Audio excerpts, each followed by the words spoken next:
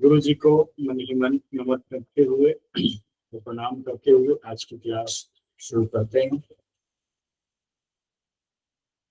Guyton, जिसमें हम physiology के बारे में पढ़ रहे हैं चीजें। एनाटॉमी में हम बॉडी के ऑर्गन्स, उनके स्ट्रक्चर के बारे में हम स्टडी करते हैं, उनकी साइज क्या है। और फिजियोलॉजी में हम केमिकल्स के बारे में। तो न्यूरोथेरेपी जो वर्क करती है वो फिजियोलॉजिकल लेवल पे जब काम करती है, सेलुलर लेवल पे जब काम करती है, तो चीजें अंदर से जड़ से ठीक होते हुए चली जाती है और पूरे शरीर के सिस्टम को सुधारती है। हमने गाइडन के 2 चैप्टर कंप्लीट कर चुके हैं। पहले चैप्टर में हमने जो देखा था आपका बॉडी फ्लूइड के बारे में थोड़ा सा देखा था।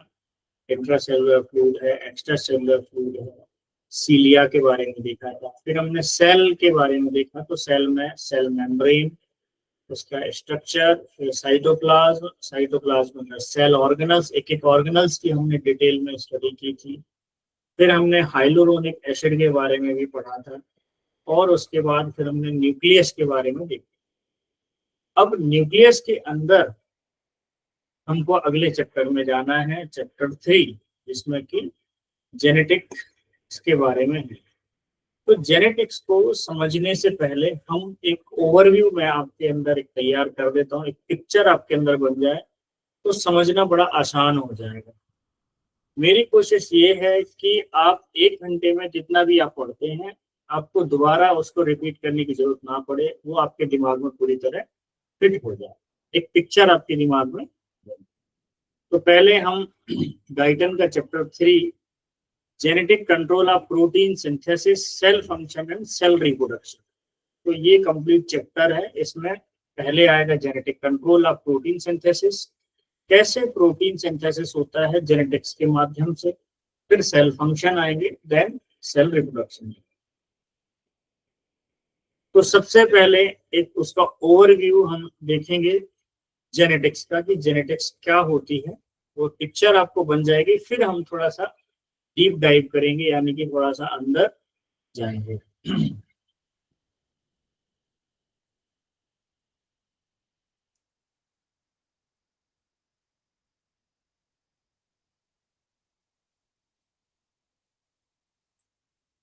जेनेटिक्स के बारे में कई लोगों ने अलग अलग शब्द शायद सुन रखे हो। हिंदी में गुणसूत्र जिसे बोला जाता है, या जैसे माता पिता के जो बच्चे होते हैं उन बच्चों में कुछ समानताएं होती हैं। ये समानताएं जो हैं उनके अंदर डीएनए के माध्यम से प्रवेश करती हैं और उसी एक सेल से पूरे एक शरीर का निर्माण होता है। तो जब मेल की एक स्पर्म सेल और माता का जो है फीमेल का एक ओवम मिलता है, तो उसके मिलने से जो सेल निर्माण होती है, गैमीट निर्माण होता है, उसमें जो है 23 पेयर्स ऑफ जो है 23 जोड़ी क्रोमोसोम टोटल होते हैं 46। तो 46 क्रोमोसोम्स 23 माता से और 23 पिता से मिलकर बनते हैं। उन क्रोमोसोम के अंदर उसी के बारे में हम पढ़ने वाले हैं कि ये किस तरीके की चीजें होती है, सेल के अंदर कहाँ मौजूद होती है क्रोमोसोम। हमने सेल देख लिया, सेल की मेम्ब्रेन देख ली, साइटोप्लाज्म देख लिया, उसके अंदर के एरिया देखा। अब हम न्यूक्लियस के अंदर मौजूद जो जिन्हें हम गुणसूत्र भी बोलते हैं और उसको क्रोमोसोम बोला जाता है, इंग्लिश में क्या बोलते हैं, क्रोमोसोम। ये शब्द आप उसको याद रखिए, ठीक, ये शब्द बार बार आपके काम में आएंगे, ठीक है। तो इन शब्दों को याद रखें। तो या तो आप क्रोमोसोम याद रखें, हिंदी में गुणसूत्र बोलते हैं, ठीक, ये 2 शब्द। तो क्रोमोसोम क्या है, इसकी पिक्चर आपके सामने मैं रखूंगा तो आपको समझने में आसानी होगी।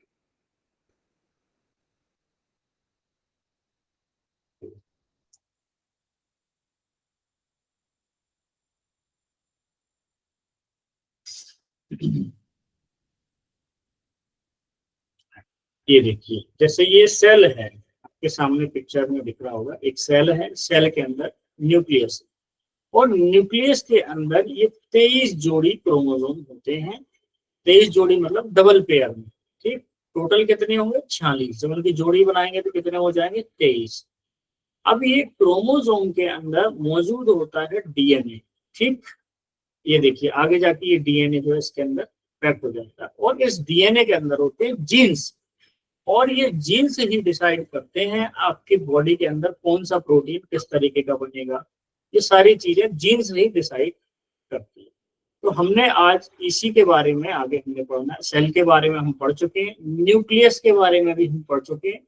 अब न्यूक्लियस के अंदर जो मटेरियल है क्रोमोसोम, क्रोमोसोम के अंदर डीएनए और डीएनए के अंदर जीन, इन इसके बारे में हमने अध्ययन करना है, और ये काफी गहरा विषय है, तो हो सकता है समझने में थोड़ी कठिनाई हो, पर कोशिश करेंगे उसको आसानी से आप समझ सकें।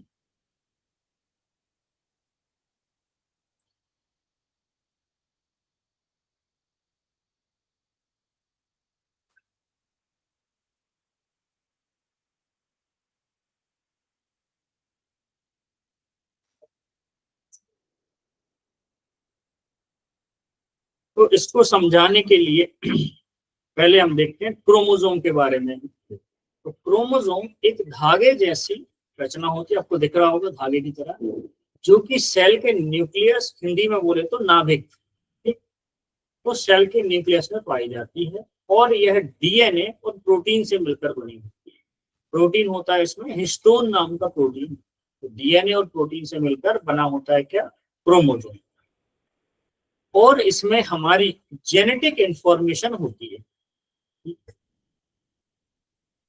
तो क्रोमोसोम क्या हो गया, क्रोमोसोम एक तरह की रचना है जिसमें डीएनए होता है, और यह डीएनए हमारे शरीर की सभी जो जेनेटिक इंफॉर्मेशन है उसको कलेक्ट करके रखता है। तो डीएनए के साथ जुड़ी प्रोटीन को क्या कहते हैं, हिस्टोन प्रोटीन, जो इसको बांध के रखती है ताकि यह जो है न्यूक्लियस में समझ सके। डीएनए का फुल फॉर्म क्या है, किसी को मालूम है तो आप जरूर लिखकर बताइए।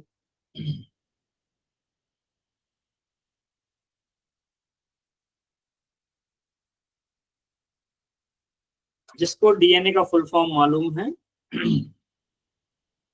वह जो है डीएनए का फुल फॉर्म लिखिए, फिर हम आगे बढ़ते हैं। तो डीएनए कहाँ मौजूद है, very good, deoxyribo nucleic acid, ठीक। सो सेल के अंदर न्यूक्लियस, न्यूक्लियस के अंदर क्रोमोसोम, क्रोमोसोम के अंदर डीएनए, और डीएनए के अंदर जीन्स, ठीक। और आप सोचिए न्यूरोथेरेपी जेनेटिक डिजीज में भी काम करती, तो वो कहाँ किस लेवल पे काम कर रही है, जीन्स के लेवल पे काम कर रही है, तब जाके जेनेटिक बीमारियों में हमको रिजल्ट मिलता है।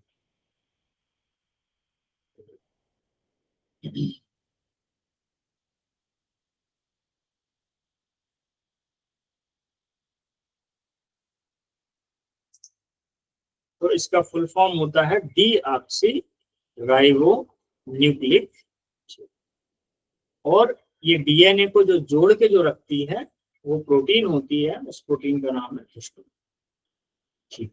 ये हो गया क्रोमोसोम, ठीक। क्रोमोसोम की संख्या कितनी होती है, तो मानव कोशिकाओं में ये 46 क्रोमोसोम होते हैं, यानी कि 23 जोड़े।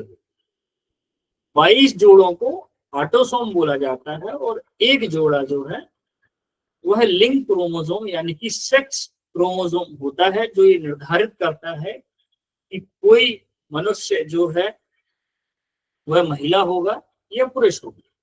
तो ये जो है डिसाइड करेगा जो 23वां जोड़ा, जिसको सेक्स क्रोमोसोम बोलते हैं। 22 ऑटोसोम होते हैं और एक सेक्स क्रोमोसोम।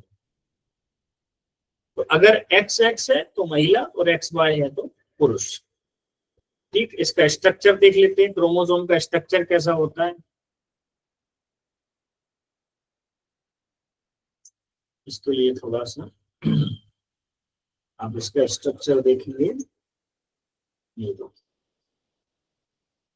ये आपके सामने स्पष्ट। तो क्रोमोसोम में आप देख रहे हैं स्ट्रक्चर में इसकी दो अलग अलग भुजाएं हैं, बीच में जिससे ये नॉट बंधी हुई है, ये जहां पर ये जुड़े हुए हैं वो है सेंट्रोमियर, और इन भुजाओं को बोला जाता है टीलोमियर। तो सेंट्रोमियर, सेंट्रोमियर मतलब होता है क्रोमोसोम का मध्य भाग जहां से दो भुजाएं निकलती हैं। ठीक। क्रोमेटिड, डुप्लीकेट होने के बाद एक क्रोमोसोम के दो समान हिस्से होते हैं जिनको बोला जाता है क्रोम। तो टीलोमियर यानी क्रोमोसोम के सिरे जो डीएनए को क्षति से बचाते हैं। तो ये जो टीलोमियर है ये यहाँ पर इसके अंदर जो डीएनए है उसको बचाने के लिए यहाँ पर मजबूती प्रदान करते हैं। एक तरह से कैप जैसा है ये टीलोमियर। तो क्रोमोसोम के अंदर डीएनए भरे हुए, इन डीएनए को बचाने के लिए टीलोमियर, सेंट्रोमियर जहां पर ये दोनों भुजाएं आपस में।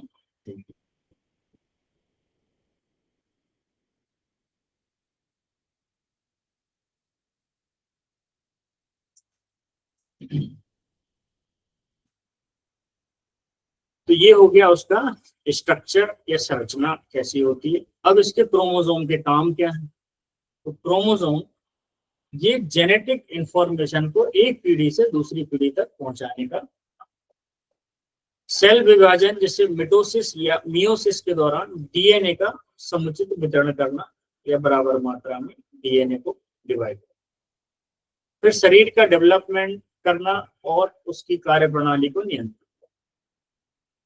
क्रोमोसोम से संबंधित कुछ रोग होते हैं जो अक्सर देखे जाते हैं, जैसे एक बीमारी है डाउन सिंड्रोम जिसमें 21वें क्रोमोसोम की एक अतिरिक्त प्रति उसमें जुड़ जाती है। तो ऐसे एक टर्नर सिंड्रोम है जिसमें महिलाओं में एक एक्स क्रोमोसोम की कमी हो जाती है। फिर क्लाइनफेल्टर सिंड्रोम जिसमें पुरुषों में एक अतिरिक्त एक्स क्रोमोसोम जुड़ जाता है। तो इस तरीके से ये जो है डिजीज होती है क्रोमोसोम से संबंधित, यानी कि एक भुजा एक्स्ट्रा जुड़ गई या एक कम हो गई, इस तरीके से। अब हम जेनेटिक्स को समझने का प्रयास नेक्स्ट लेवल पे पहुंचते हैं।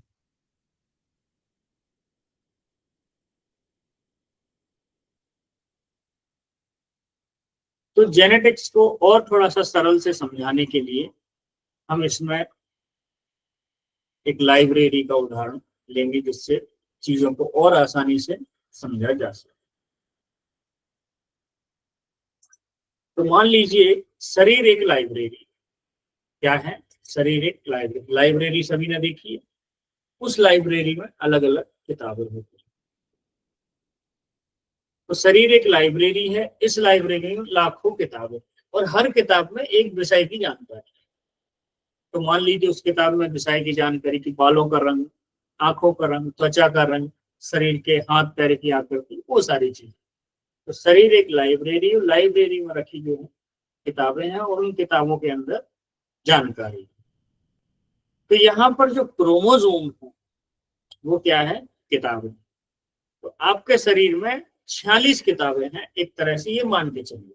ठीक, 46 किताबें यानी कि 46 क्रोमोसोम है।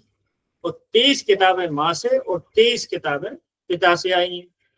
अब हर किताब एक जोड़ी में होती है, तो इसलिए कुल कितनी हो गई, 23 जोड़ी किताबें। ठीक, शरीर एक लाइब्रेरी, क्रोमोसोम उस लाइब्रेरी में रखी हुई पुस्तकें, जिसमें 23 पुस्तकें माता की तरफ से, 23 पुस्तकें पिता की तरफ से मिलती हैं, जो है जोड़ी बना लेती है और कुल मिलाकर हो जाती है 23 जोड़ी। तो शरीर रूपी लाइब्रेरी में क्रोमोसोम रूपी जो है 46 किताबें हैं जिनको जोड़े में देखा जाए तो 23 जोड़े। और डीएनए क्या है, किताब का पन्ना है। तो हर क्रोमोसोम में ढेर सारे पन्ने होते हैं। तो यही क्या है, डीएनए। यह बहुत लंबा धागा जैसा होता है लेकिन इतने सलीके से लिपटा होता है कि क्रोमोसोम के अंदर समा जाता है। ठीक, तो डीएनए क्या है, किताब के पन्ने हैं। और जीन क्या है, तो जो जीन्स होते हैं ये किताब का पैराग्राफ समझ लीजिए, उसमें कोई इंफॉर्मेशन होती है। ठीक, तो डीएनए हो गया किताब का पन्ना और जीन जो हो गए किताब के अंदर मौजूद पैराग्राफ। अब हर पन्ने पर कई पैराग्राफ होते हैं यानी कि जीन्स, और हर जीन एक खास निर्देश देता है, जैसे ब्लड ग्रुप कैसा होगा, आदमी का कद कितना बड़ा होगा, चेहरे की बनावट कैसी होगी, नाक लंबी होगी कि छोटी होगी, कान कैसे होंगे बालों का रंग कैसा होगा, नाखून कैसे होंगे, स्किन कैसी होगी, ये सारे अलग अलग तरह के पैराग्राफ हैं जो ये बताते हैं कि किस तरीके से जो है आदमी की रचना होगी, ये सारी इंफॉर्मेशन। तो जेनेटिक्स क्या है? जेनेटिक्स है इन किताबों का अध्ययन, यानी कि किसका अध्ययन? जीन्स का अध्ययन। ठीक, इन किताबों का अध्ययन क्या है? जेनेटिक्स।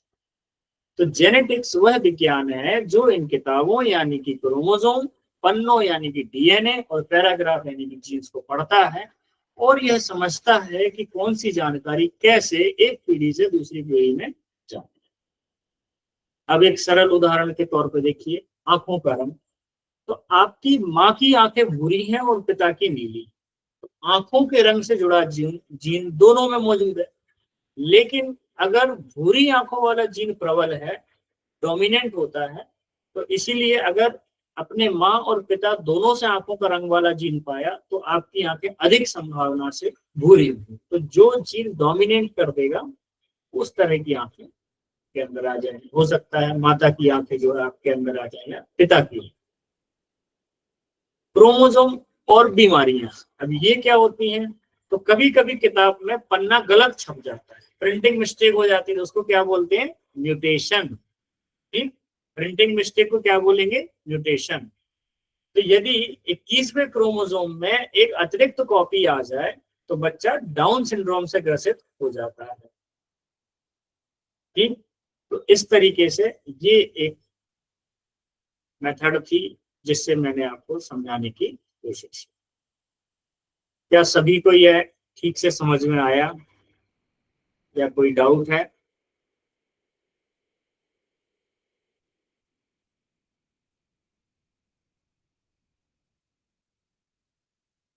समझ में आया तो यस लिख दीजिए। हाँ जी, एक मिनट मैं ऑन करता हूँ माइक्रोफोन।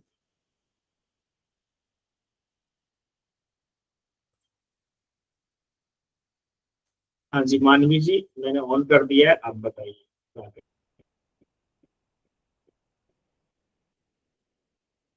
आप अपना माइक्रोफोन ऑन कर लीजिए। प्रणाम सर। प्रणाम जी। सॉरी सर, सडन किसी की तबीयत खराब हो गई थी घर पे, तो मैं उसको ट्रीटमेंट देने लग गई थी। तो मैं आना, अगर आप 5 मिनट थोड़ा रिवाइज करा देंगे तो सर, बहुत ही अच्छा टॉपिक है सर, प्लीज एक बार रिवाइज करा दीजिए ना एक बार। ठीक तो है। आगे वाला सारा समझ में आ जाएगा ना सर, इसलिए। हाँ, इसीलिए ये मैंने लाइब्रेरी का एग्जाम्पल आपको दिया, हाँ जिससे जी, हाँ ये जी सर। समझ में आया। चलिए मैं फिर से एक 5 मिनट इसको रिपीट हाँ, करता हूँ। रिकैप करा दो सर, ताकि नेक्स्ट टॉपिक अच्छे से समझ में आ जाए, प्लीज। हाँ जी, हाँ थैंक जी। You so much. ओके, तो फिर से समझिए।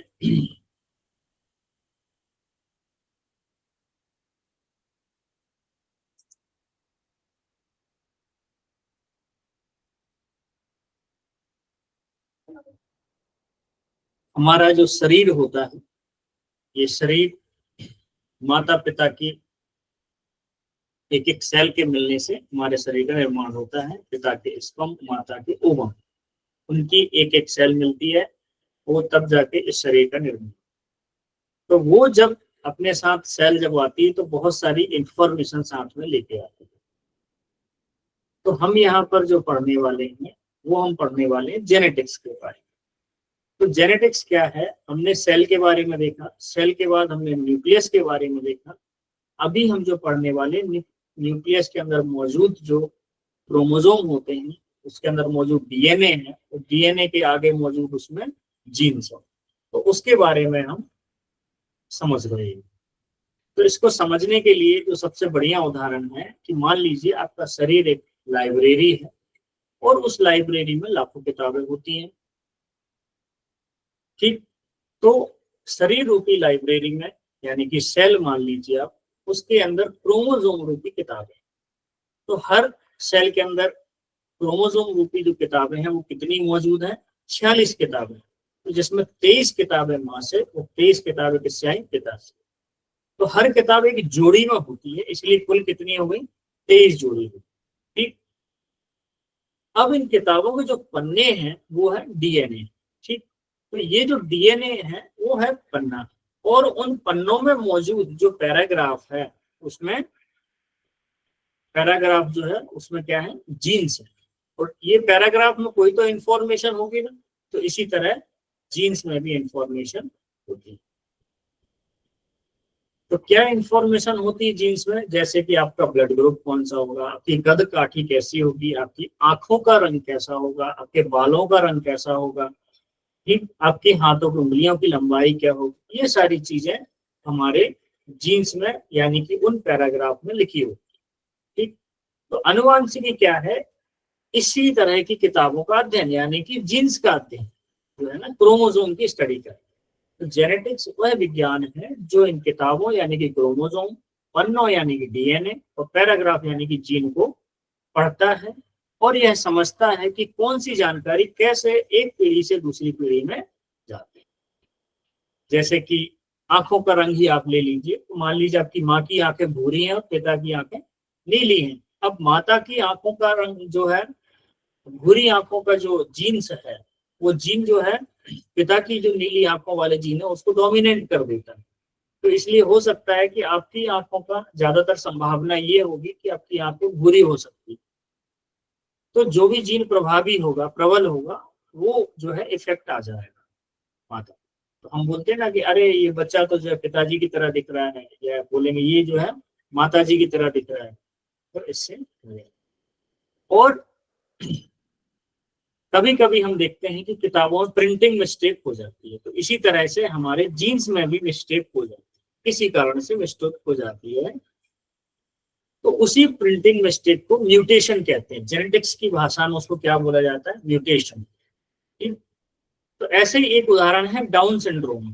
तो डाउन सिंड्रोम के जो बच्चे होते हैं उनमें क्या होता है, उनका 21वें क्रोमोसोम में एक अतिरिक्त कॉपी आ जाती है तो 46 कॉपी, लेकिन 21वें नंबर की कॉपी में एक और कॉपी आके जुड़ जाती है, वो हो गई टोटल 47। ठीक, तो बच्चा जो है फिर डाउन सिंड्रोम नाम की बीमारी से ग्रसित हो जाता है। ठीक, इसी तरह से और भी कई क्रोमोसोमल डिजीज हैं जो होती हैं, जैसे कि मैं आपको बताऊं,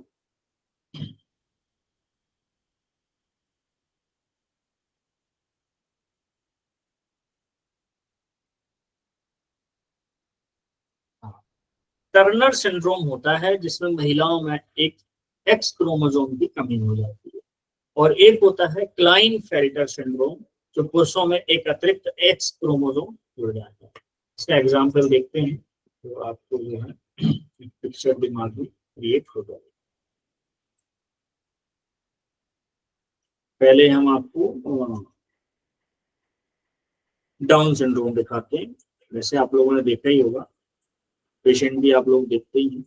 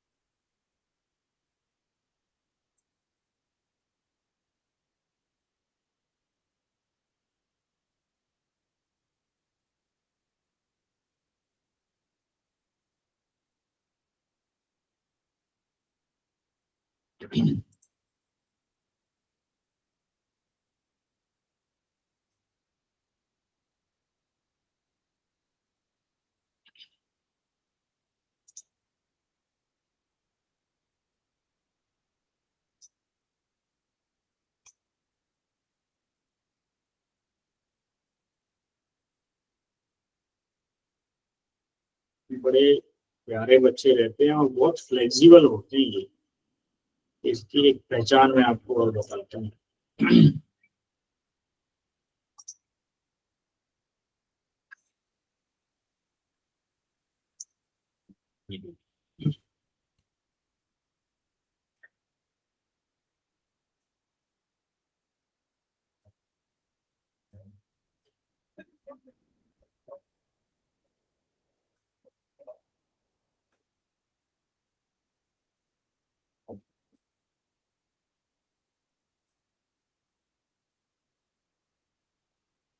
सभी को पिक्चर दिख रही है।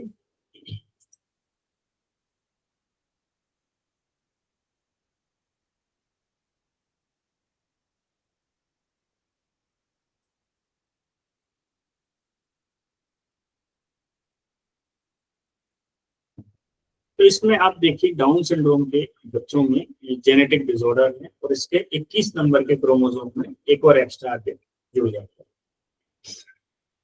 तो इनकी जैसे नाक चपटी होती है, कान थोड़े से लंबे होते हैं, कॉन्स्टिपेशन, जीभ मोटी होती है और बहुत ज्यादा ये फ्लेक्सिबल होते हैं, आराम से मिल जाते हैं। इनका एक और साइन देखा जाता है, इनका ये जो अंगूठा है ये पूरा पीछे लग जाता है किसी किसी में, तो पूरा जैसे हम लोगों का नहीं लगता है, इनका यहाँ पर टच हो जाता है, इतना फ्लेक्सिबल होता है ये चीजें, ये डाउन सिंड्रोम। तो दो और बीमारियों की हमने बात की थी, उनके बारे में आप देख लेते हैं।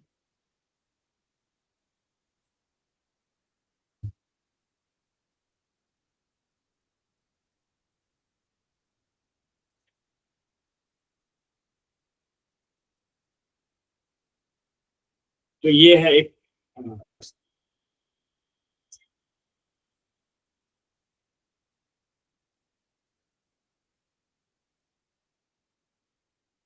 क्लिनफेल्टर सिंड्रोम और टर्नर सिंड्रोम।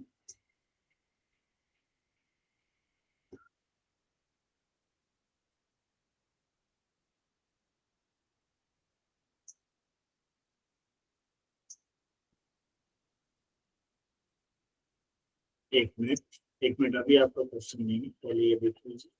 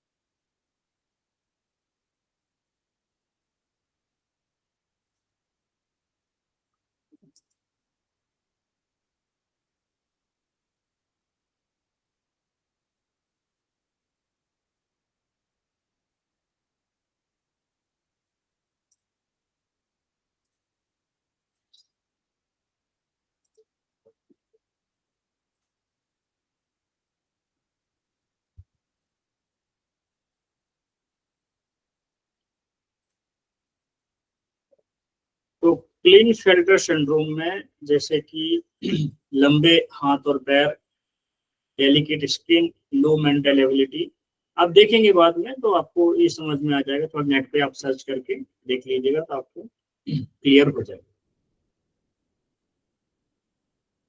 इन चीजों के बारे में थोड़ा सा पढ़ेंगे तो आपको अपनी जानकारी और बढ़ जाएगी।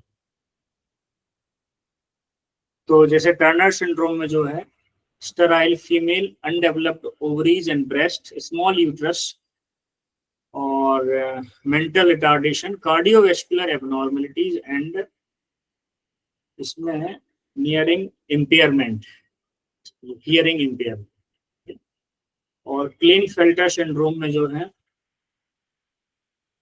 ये पुरुषों में देखा जाता है, अनडेवलप्ड टेस्टिस, लॉन्ग लिम्स, हाथ पैर बहुत लंबे लंबे, मेंटल रिटार्डेशन। और कुछ लोगों में, अक्सर पुरुषों में, ये कुछ फीमेल के कैरेक्टर भी इनके अंदर आ जाते हैं। इनमें जो है फीमेल की तरह इनलार्ज ब्रेस्ट इनमें देखने को मिलते हैं और फेमिनाइन जो है गुण इनके अंदर देखने को मिलते हैं। क्लिनफेल्टर सिंड्रोम में और टर्नर सिंड्रोम में इसमें जो है महिलाओं के भी हाथ पैर लंबे होते हैं। अच्छा, इसमें एक और चीज आपको ध्यान देने वाली आपको बात बताता हूँ। ये जो डाउन सिंड्रोम होता है इसमें अक्सर बच्चों को हार्ट की प्रॉब्लम होने के चांसेस रहते हैं। तो जब भी आप अगर डाउन सिंड्रोम का केस देखें तो एक बार उसकी 2D इको वगैरह जरूर करा लें ताकि वो डाउट ना आए। हाँ जी मानवी जी, अब आप बोलिए, अपना माइक्रोफोन ऑन कर लीजिए। सर एक तो वो म्यूटेशन था या न्यूटेशन था? म्यूटेशन, एमयू एमी म्यूटेशन ना, एंड हाँ, सेकंड सर है ना, हार्ट की डिजीज लाइक कैसे अपन कैसे डायग्नोस कर पाएंगे? उसमें हार्ट की डिजीज में अक्सर होल इन द हार्ट होता है। ओके। हार्ट में होल हो सकता है, एएसडी हो सकता है, वीएसडी हो सकता है, या कोई और एबनॉर्मेलिटी भी हो सकती है उसमें। तो सर है ना, विदाउट सिम्टम्स अगर अपन पेरेंट्स को बोले तो क्या टेस्ट करवाना चाहिए या वैसे तो क्या करना? डॉक्टर करवाते हैं, जब डाउन सिंड्रोम डायग्नोस होता है तो डॉक्टर जरूर करवाते हैं। ओके ओके ओके सर, फिर भी ओके। अगर आपको करवाना है तो उसमें सिम्टम्स ये रहेंगे कि साइनोसिस रहता है, ये क्लब हो जाती है, यहाँ पर आपको नीला नीला दिखेगा और ये फिंगर्स खुली हुई रहती है, नाखून बड़े गोल टाइप के हो जाते हैं। ओके। जीभ जो है पर्पल जीभ रहेगी, जो हमने देखा था ना जब ये जी जी जी। टंग टंग टंग डायग्नोस डायग्नोसिस किया था। में, वो जी वो सर चीज भी जी। उसमें आएगी। ठीक है। और ओके बच्चा ओके जल्दी सर। थक जाएगा, ज्यादा मूवमेंट नहीं कर पाएगा, थकान होगी, ओ ऑक्सीजन उसका डाउन रहेगा, ये सारी चीजें। ओके तो ओके। ये कॉम्प्लिकेशंस आती है डाउन सिंड्रोम के साथ, पर सभी में आएगी ये जरूरी नहीं। अगर अगर हार्ट रिलेटेड कोई इशू होगा तो ये सिम्टम्स आएंगे, अदरवाइज सारे डाउन सिंड्रोम बच्चों में नहीं आएंगे ना? नहीं नहीं नहीं, सारे नहीं, पर संभावना होती है, इसलिए डॉक्टर अपनी तरफ से देखने की कोशिश करता है ताकि बीमारी पहले ही पकड़ में आ जाए, तो साल 2 साल के अंदर उनका ऑपरेशन कर देते हैं। Okay okay sir, thank you. ठीक है, चलिए। ठीक है, यहाँ तक सभी को समझ में आया? आगे बढ़े।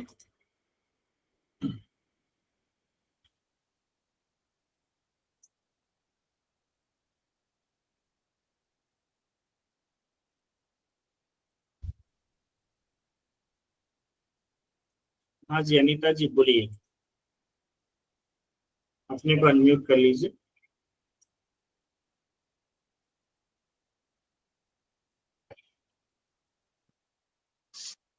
हाँ जी, नमस्ते सर। नमस्ते जी।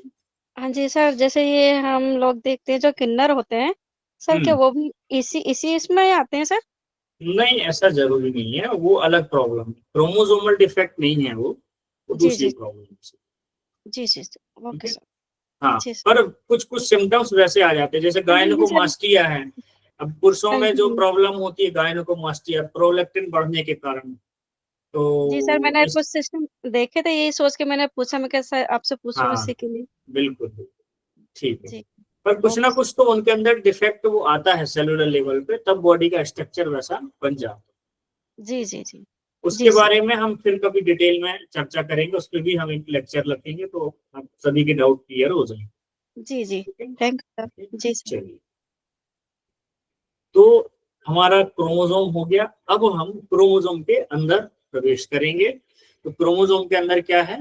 डीएनए। ठीक, तो पहले हम सेल पढ़ चुके हैं, उसके बाद न्यूक्लियस, न्यूक्लियस के बाद हमने देखा क्रोमोसोम, अब क्रोमोसोम की स्टडी हुई, उसके बाद अब हम प्रवेश करेंगे डीएनए में, फिर डीएनए के बाद आगे बढ़ेंगे जीन्स।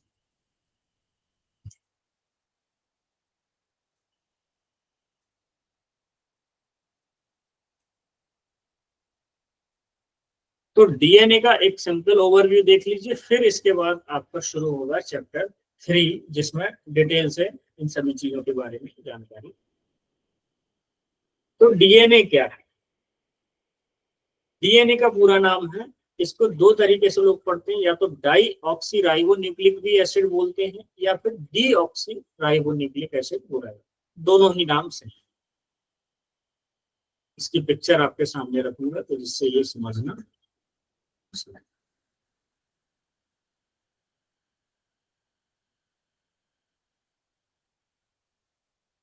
ये पिक्चर में आप देखिए, यहाँ पर क्रोमोसोम है, P arm, Q arm, telomere, centromere. और ये डीएनए कैसा है? क्वाइल है, ऐसा घुमावदार, जैसे कि जो क्वाइल रहती है ना, उसी तरह का क्वाइल डीएनए इसके अंदर मौजूद होता है आपके क्रोमोसोम पे। तो इसमें क्या होते हैं? डबल हेलिक्स बोला जाता है, यानी कि दो भुजाएं इसमें होती हैं जिनसे ये मिलकर बना होता है। ठीक, ये डबल हेलिक्स है इसके। इसी के बारे में हम देखेंगे, फिर डीएनए के अंदर हम पढ़ेंगे, जीन्स के बारे में स्टडी करेंगे। तो डीएनए में जो है दोहरे कुंडल यानी कि डबल हेलिक्स होते हैं, यानी कि दो धागों से मिलकर यह बना। और डीएनए में 4 प्रकार के नाइट्रोजन बेस होते हैं, नाइट्रोजन बेस मतलब जिनमें नाइट्रोजन मौजूद रहेगी। तो इसमें होते हैं एडेनिन, थाइमिन, ग्वाइनिन और साइटोसिन। इनको न्यूक्लियोटाइड भी बोला जाता है, नाइट्रोजनस बेस भी बोलते हैं और न्यूक्लियोटाइड भी बोलेंगे। इनका भी एक स्ट्रक्चर होता है, मॉलिक्यूलर स्ट्रक्चर, वो हम आगे पढ़ेंगे। तो ये चार मेन चीजों से मिलकर जो है डीएनए बना हुआ है। ये डीएनए की जो हेलिक्स है वो आपस में इन चार चीजों से जुड़े। तो एडेनिन, थाइमिन, ग्वाइनिन और साइटोसिन। अब यहाँ पर जो थाइमिन है और एक और पॉइंट जो हम थाइमिन चेक करते हैं, क्या ये दोनों समान है या अलग अलग है? बताइए, चैट में लिखकर बताएं, ये दोनों सेम थाइमिन है या फिर अलग अलग है? एक हम थाइमिन पॉइंट देते हैं, पॉइंट चेक करते हैं। जी, ये अलग अलग होते हैं, ये थाइमिन अलग है और वो थाइमिन अलग है। ठीक,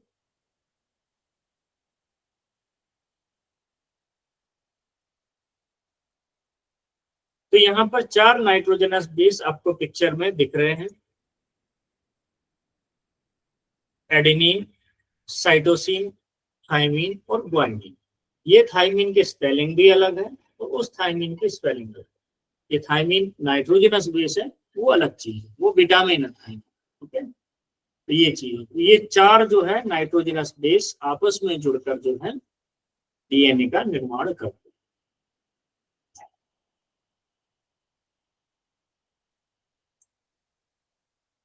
यहाँ पर डीएनए में चार जो नाइट्रोजनस बेस होते हैं, एडेनिन, थाइमिन, ग्वाइनिन और साइटोसिन, इनको हम ए, टी, जी और सी से डिनोट करते हैं।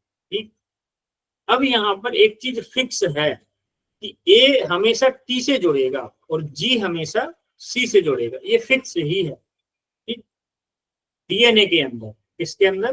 डीएनए के अंदर। अभी हम आरएनए पे तो पहुंचे ही नहीं है, अभी हम सिर्फ डीएनए के बारे में बात कर रहे हैं। ठीक है, तो अभी सिर्फ डीएनए की पिक्चर दिमाग में रखिए। तो ए हमेशा किससे जुड़ेगा?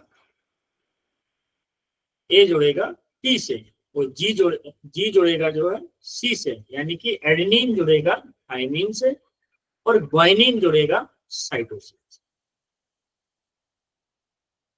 तो डीएनए की यही श्रृंखला यानी कि सीक्वेंस हमारी जेनेटिक आइडेंटिटी निर्धारित करती है। अब आते हैं जीन पर। यहां तक डीएनए आपका थोड़ा सा एक ओवरव्यू क्लियर होता है। हमने क्रोमोसोम देख लिया, क्रोमोसोम के अंदर डीएनए देखा। डीएनए एक डबल हेलिक्स में होता है जिसमें चार नाइट्रोजनस बेस होते हैं, एडेनिन, साइटोसिन, थाइमिन या ग्वाइनिन। और ए से हमेशा टी जुड़ेगा और सी से हमेशा जी जुड़ेगा या जी से सी जुड़ेगा। इस तरीके से आप मान के चलिए, जैसे आपकी बांस की सीढ़ी होती है ना, उसी तरह से आप इसको मान के चलिए कि सीढ़ी के बीच में जो डंडियां लगी रहती हैं वो जो है ए टी सी जी वाली ऐसी वो जोड़ी मिलके जो है एक सीढ़ी का निर्माण करती है। तो इसी तरह से डीएनए का निर्माण। अब आगे बढ़ते हैं जीन्स। यहां तक हम पहुंच चुके हैं। तो जीन क्या है, थोड़ा सा ओवरव्यू मैंने ऊपर दे दिया था। जीन जो है उन किताबों में मौजूद पन्ने के अंदर जो पैराग्राफ यानी कि इंफॉर्मेशन। तो जीन डीएनए का एक विशेष हिस्सा होता है जो किसी विशेष प्रोटीन को बनाने के लिए निर्देश देता है। अब यहाँ पर प्रोटीन की बात आ गई है। उदाहरण के लिए अगर कोई जीन बालों का रंग नियंत्रित करता है तो वह यह तय करेगा कि आपके बाल काले होंगे या भूरे। तो जीन क्या है? डीएनए का एक विशेष पार्ट होते हैं जो किसी विशेष प्रोटीन को बनाने के लिए निर्देश। तो हमने पिछली क्लासेस में मैंने पढ़ाया था कोडॉन, एंटीकोडॉन, इस तरीके से वो एमआरएनए, टीआरएनए, ट्रांसक्रिप्शन, ट्रांसलेशन, ये सब मैं बता चुका हूँ। पुरानी क्लासेस उठा के देखेंगे तो आपको जानकारी हो जाएगी।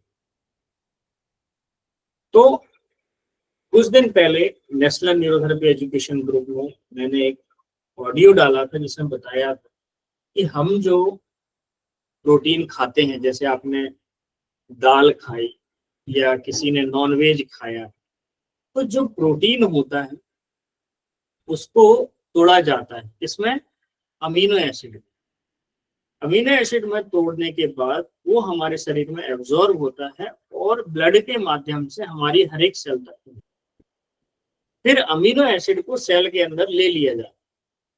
अब दोबारा उसी अमीनो एसिड से फिर शरीर की जरूरत के हिसाब से जो प्रोटीन बनाना है, उन अमीनो एसिड को असेंबल करके जोड़ के जो है प्रोटीन तैयार किया जाएगा। जैसे हमारे नाखून जो है एक तरह के क्या है, प्रोटीन है। ठीक, बाल हमारे प्रोटीन है। ठीक, हमारे शरीर में जहां भी आप देखते हैं लिगामेंट है, टेंडन्स है, हमारा जो है, हम जब सेल पढ़ रहे थे तो हमने देखा था कि सबसे ज्यादा मात्रा में सेल में जो है प्रोटीन पाया है। ठीक, चाहे उसकी मेम्ब्रेनस स्ट्रक्चर में देखें या उसका साइटोस्केलेटल सिस्टम जब हम पढ़ते हैं तो उसमें भी प्रोटीन की मात्रा ज्यादा। तो जैसा प्रोटीन आपने खाया वैसा शरीर यूज नहीं करता, उसको तोड़ेगा, अमीनो एसिड निकालेगा और जो एसेंशियल अमीनो एसिड हैं उन अमीनो एसिड को शरीर लेगा और लेके जो उनको जरूरी जो प्रोटीन बनाना, फिर शरीर प्रोटीन।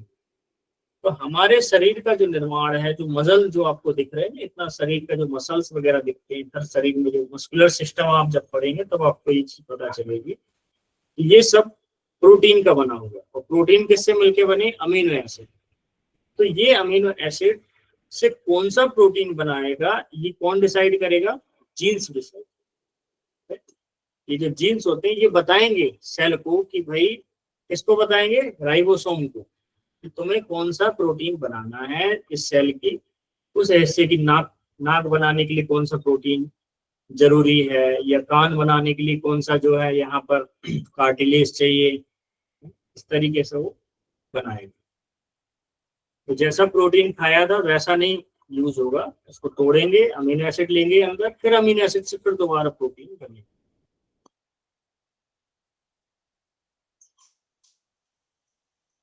तो इस तरीके से ये जीन्स होते हैं। तो जीन डीएनए का एक विशेष पार्ट होते हैं जो किसी विशेष प्रोटीन को बनाने के लिए निर्देश देते हैं। उदाहरण के लिए हमने देखा बालों का रंग, या और भी इसमें जो है आंखें हो सकती हैं, आंखों का रंग हो सकता है, ये कौन बताएगा, जीन्स बताएंगे, जीन्स ये निर्देश देंगे। तो एक इंसान के शरीर में लगभग 20,000 से 25,000 जो है जीन होते हैं और हर जीन किसी विशेष कार्य या विशेषता को नियंत्रित।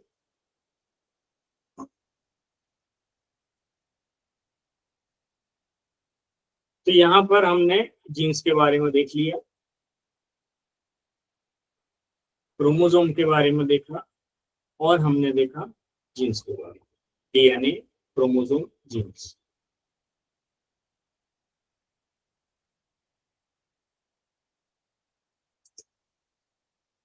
इसके बाद नंबर आएगा, अब आएगा गाइटन का चैप्टर। तो यहाँ तक सभी को समझ में आया? कोई डाउट है तो अभी आप क्लियर कर लीजिए। हम 1 मिनट के लिए रुकेंगे, तब तक आप पूछ सकते हैं।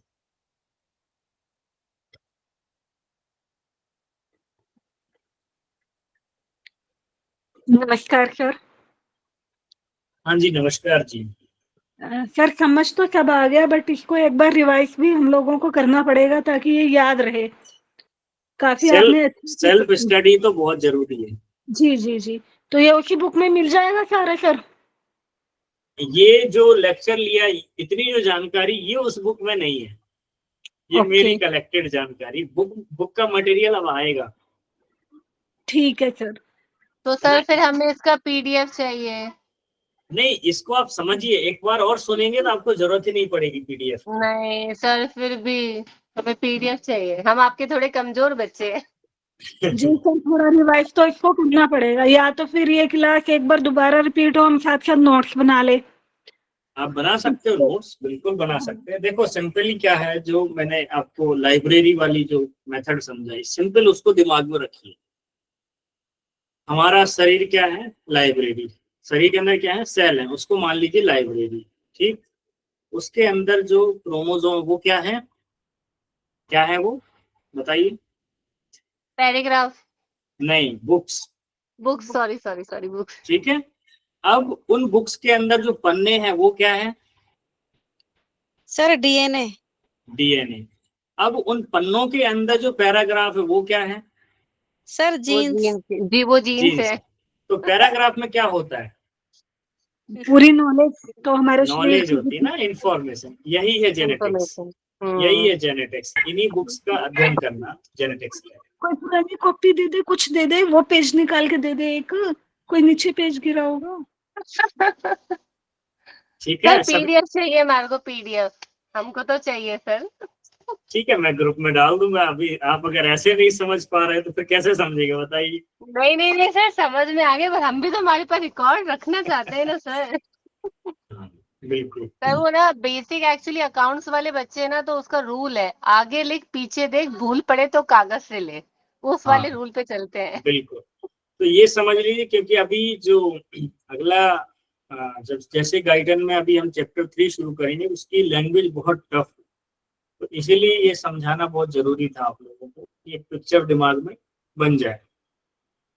डीएनए जो है किससे मिलकर बना है? हिस्टोन प्रोटीन से ये कम्पैक्ट होता है और उसके डबल हेलिक्स होते हैं, ये दिख रहे हैं ना, 2 धागे की तरह ब्लू कलर में।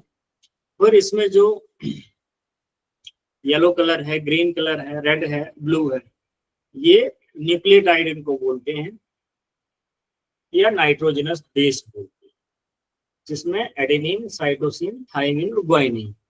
तो ए से हमेशा टी जुड़ेगा और जी से हमेशा सी जुड़ेगा। ये पक्का है, ये फिक्स। तो यहाँ तक डीएनए और जीन्स के बारे में हमने देखा। अब हम इसके बाद आगे का गाइडेंस से अध्ययन करेंगे।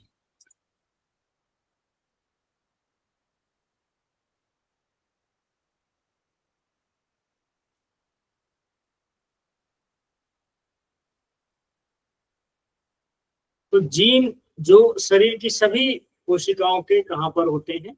न्यूक्लियस में।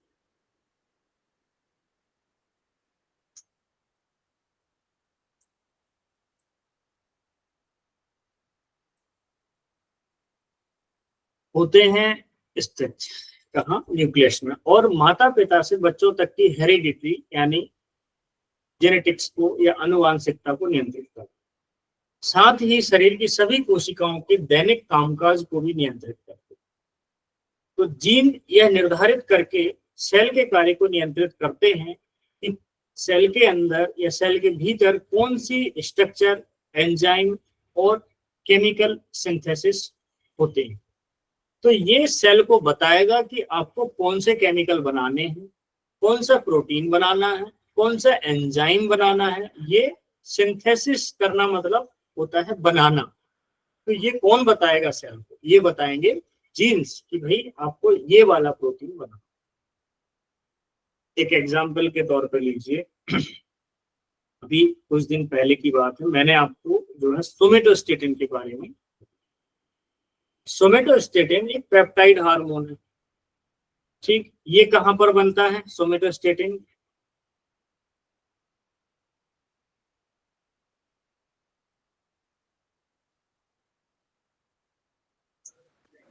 लिखकर बता सकते हैं, बोल कर भी बता सकते हैं। पैनक्रियास में, पेनक्रियास के डेल्टा सेल में। पैनक्रियास के डेल्टा डेल्टा सेल सेल। में। तो ये जो हार्मोन है ये एक पेप्टाइड हार्मोन। ठीक, पेप्टाइड यानी कि ये प्रोटीन से मिलकर बनेगा ये। अब उस प्रोटीन में कौन कौन से अमीनो एसिड शामिल हैं ये बताएगा आपका जीन्स। और हमारे सेल के अंदर जो प्रोटीन फैक्ट्री है वो कौन है? जो ये प्रोटीन बनाएगी वो कौन है? प्रोटीन कौन बनाता है? राइबोसोम बनाता है। तो ये राइबोसोम में जब आगे की में हम जो प्रक्रिया पढ़ेंगे तो उसमें ये पूरा स्टेप बाय स्टेप आएगा कि कैसे जो है वो प्रोटीन बनेगी। तो इसी तरह से जैसे कि पैनक्रियास के अंदर मौजूद है कुछ सेल्स जो कि सोमेटोस्टेटिन बनाती है, जो कि क्या है? एक पेप्टाइड हार्मोन। फिर मैंने इसका और भी बताया था कि ये अलग अलग लोकेशन पर भी बनता है, जैसे हाइपोथैलेमस में या जीआई ट्रैक्ट में और सेंट्रल नर्वस सिस्टम। तो उन सेल्स के अंदर ऐसे जीन्स मौजूद हैं जो ये उसको गाइड करेंगे कि उस जगह पर जो है आपको जरूरत है वहां पर वो बनाएगी। अगर उसके जीन्स में कोई डिफेक्ट आ जाए या डीएनए में डिफेक्ट आ जाए तो वो जो है प्रोटीन नहीं बन, वो उस पेशेंट को उससे संबंधित बीमारी आ जाए। हाँ जी मंजू अग्रवाल जी, आपने अपना हाथ रेंज किया है, बताइए क्या पूछना चाहिए। हेलो सर, वो पहले रेज किया था सोमेटोस्टेटिन जब आपने कहा था, तो मैंने ओके। उसका आंसर दे दिया था। हाँ जी ओके। तो इसी तरह के और भी हार्मोन हैं जो पेप्टाइड हार्मोन होते हैं। कुछ स्टीरॉयड हार्मोन्स किस चीज से मिलके बने होते हैं?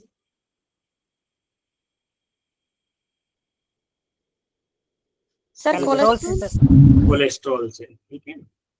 तो फैट भी जो है उसी तरह से यूज नहीं होगी, फैट भी टूटेगी, टूट के फिर कोलेस्ट्रॉल बनेगा और फिर कोलेस्ट्रॉल से जो है लिपिड वगैरह फॉर्म होंगे और फिर जो है स्टीरॉयड हार्मोन्स, ठीक। फिर ग्लूकोकॉर्टिकॉइड है, मिनरलोकॉर्टिकॉइड है, इस तरीके से। तो ये सब जो बनाने की जो प्रक्रिया है ये हमारे जीन्स में होगी। वो जीन ये बताएंगे सेल को कि कौन से प्रोटीन की कमी है तो वो प्रोटीन बनाना शुरू करे, ये सारी चीजें। तो जिन लोगों में वो प्रोटीन की कमी होगी तो वो जो है डिजीज हो जाती है। अब प्रोटीन की कमी की एक डिजीज बताइए, किसी को याद है? बड़ी फेमस बीमारी है।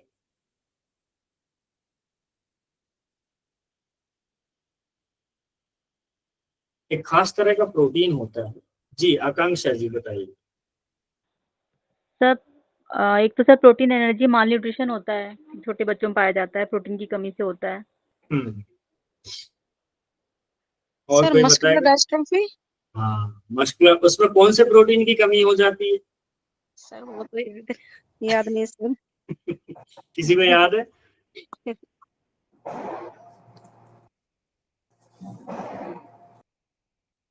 किसी को याद है तो हैंड रेज कीजिए।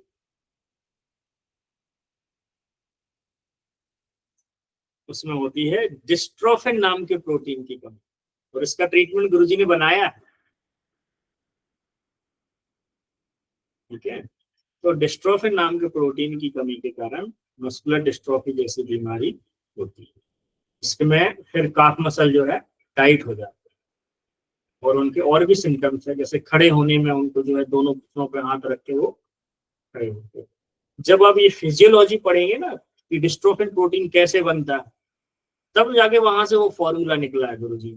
तो ऐसे ही फॉर्मूला नहीं बन गया, उसके लिए पूरी फिजियोलॉजी के बारे में पढ़ना पड़ता है, तब स्टेप बाय स्टेप इसके जो चरण होते हैं उन चरणों को पूरा करते हुए फॉर्मूला तैयार होता है। जैसे आपका लैक्टिक एसिड का फॉर्मूला है, वो भी जो है पूरी फिजियोलॉजिकल बेस पर आधारित है। आपका 125 DCC का फॉर्मूला फिजियोलॉजिकल बेस है उसका। तो ऐसे बहुत सारे फॉर्मूला जो फिजियोलॉजिकल बेस पर आधारित है। कुछ फॉर्मूला ऐसे हैं जो गुरुजी को इंट्यूशन के थ्रू आए और कई हजारों पेशेंटों पर दिया और उनके रिजल्ट के बेस पर वो तैयार हो। तो हम वापस जीन पर आते हैं। तो इस तरीके से ये जीन निर्धारित करते हैं कि सेल के अंदर कौन सा एंजाइम बनना है, कौन से हार्मोन्स बनने हैं, कौन से प्रोटीन बनना है और सेल के अंदर किस तरह का स्ट्रक्चर डेवलप करना है। तो सेल के अंदर जो अलग अलग स्ट्रक्चर होते हैं, जैसे साइटोस्केलेटन है, फिलामेंट्स वगैरह हैं, माइटोकॉन्ड्रिया वगैरह है। एक और आपको बहुत अच्छी जानकारी, सेल के अंदर जो डीएनए होता है क्या वो कहीं और भी पाया जाता है? सेल के अंदर किसी और ऑर्गेनेल में भी होता है?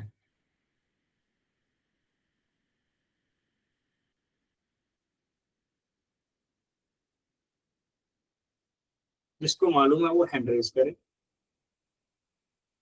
क्या डीएनए सिर्फ न्यूक्लियस में होता है या सेल के किसी और हिस्से में भी मौजूद रहता है? Sir mitochondria.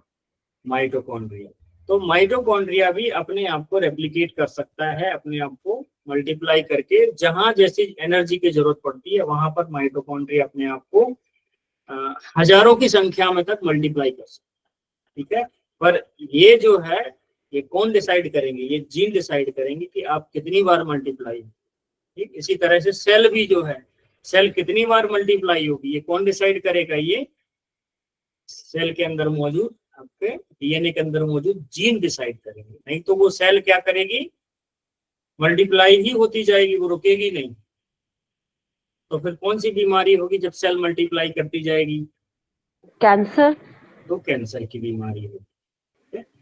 कैंसर हो सकता है, फाइब्रॉइड हो सकता है, सिस्ट हो सकता है, इस तरीके की बीमारियां जिनमें एक्स्ट्रा टिश्यू ग्रोथ हो रही है।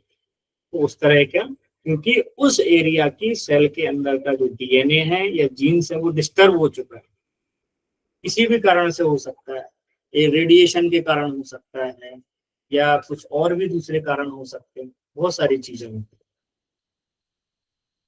चलिए आगे बढ़ते हैं।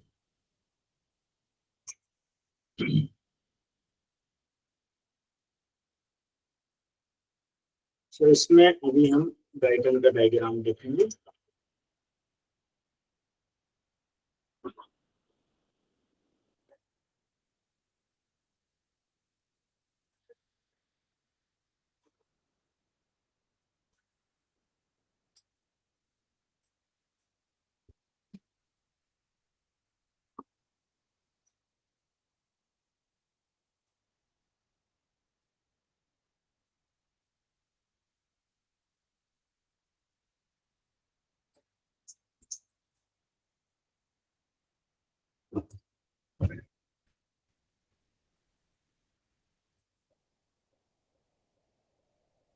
ठीक है,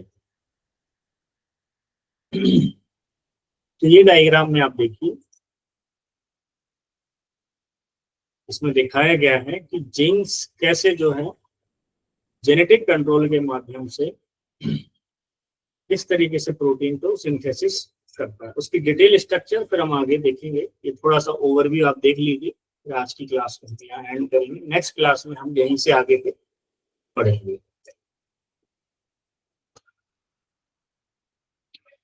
तो ये जो आउटर लाइन दिख रही है ये है प्लाज्मा मेम्ब्रेन या सेल मेम्ब्रेन। ठीक, सेल मेम्ब्रेन अंदर क्या होता है, साइटोप्लाज्म होता है।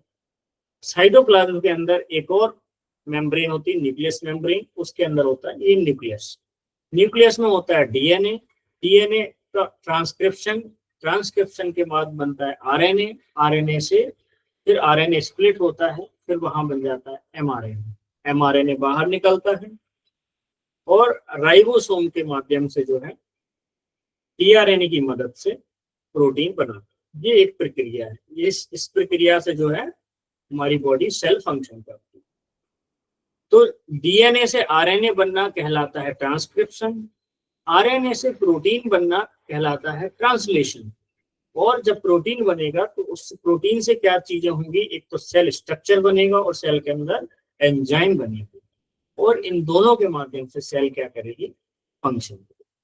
ठीक है, तो ये चीजें हम अब आगे जो है इसको डिटेल में हम पढ़ेंगे।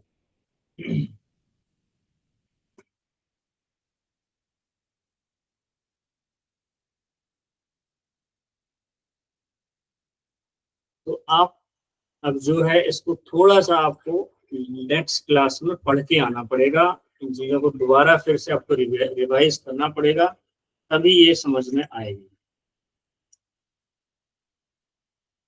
जैसे ये बहुत मजेदार टॉपिक है, अगर इसको ठीक से आप समझेंगे तो बड़ा आनंद आएगा आपको इसको समझने में कि बॉडी की फिजियोलॉजी कितने बढ़िया तरीके से काम करती है।